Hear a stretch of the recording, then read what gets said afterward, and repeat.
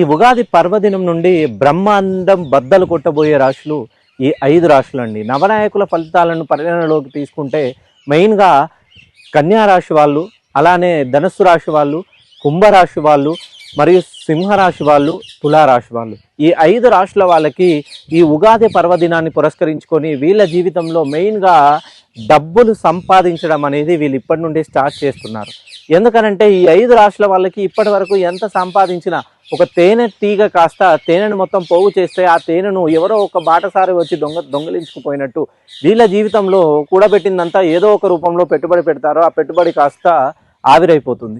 ఇలా మీ జీవితంలో ఉన్నట్లయితే మీరు ఈ 5 రాశులకు చెందిన వాళ్ళైతే జన్మతః ఒకసారి మీ డేట్ ఆఫ్ బర్త్కు అనుగుణంగా మీ పేరుని పేరులోని దోషాన్ని సవరించండి.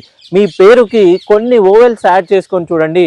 మీరు ఈ 2026 ఉగాది పర్వదినం తర్వాత బ్రహ్మాండ బద్దలు కొడతారు.